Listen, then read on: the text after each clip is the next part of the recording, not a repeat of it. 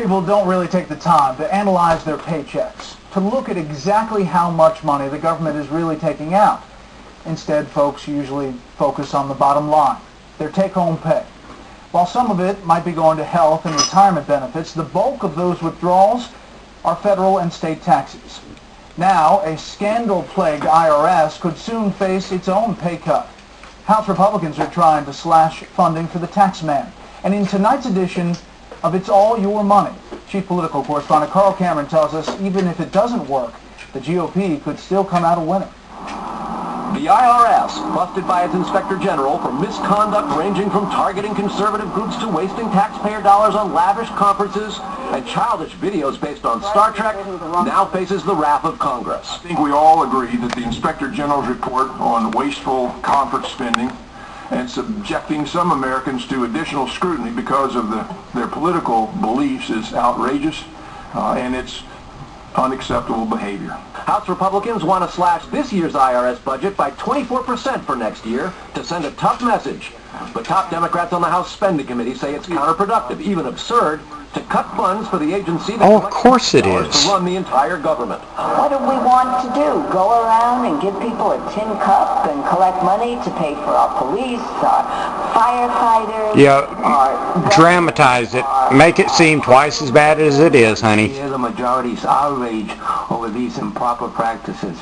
But a multi-billion-dollar cut to the agency will do nothing to solve these problems. No, it's only going to help things. Several hurdles in the GOP-controlled House. It faces near certain death in the Democratically controlled Senate, and the GOP knows it. Today's committee exercise was about standing on principle and holding the IRS accountable for its admitted misconduct. Accusations of political bias, errant release of personal information, contempt for the Congress, and egregious waste of taxpayer dollars. Otherwise, it's working okay. Amid all that outrage, the acting commissioner of the IRS has canceled employee bonuses this year. But to lessen that pain, the IRS hopes to cancel 2 furlough days that have been scheduled for IRS employees this summer under the mandatory spending cuts known as sequester, Brett. Carl, sequester. And House Oversight and Government Reform Committee Chairman Darrell Issa announced late today the full committee will hold another hearing next Thursday to address the IRS targeting of conservative groups.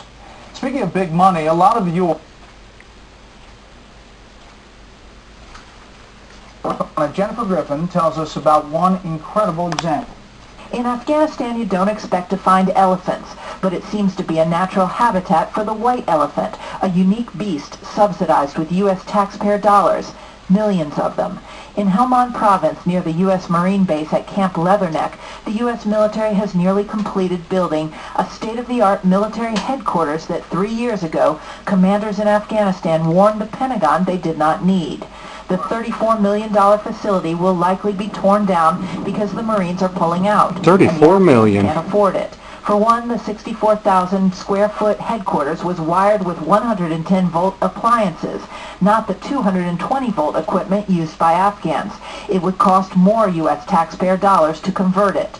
The Special Inspector General for Afghanistan is demanding answers from Defense Secretary Chuck Hagel. Quote, commanders in Afghanistan determined as early as May 2010 that there was no need for the facility, yet the military still moved ahead. I am deeply troubled that the military may have spent taxpayer funds on a construction project that should have been stopped. No. The massive operations center rivals that of CENTCOM. It has a briefing theater, fancy office equipment, but it will likely have to be torn down. The Pentagon says it is investigating. Well, certainly an investigation needs to be conducted and find out who made the decision, to do this. But the truth is, it doesn't make any sense, and the taxpayers of this country are owed an explanation.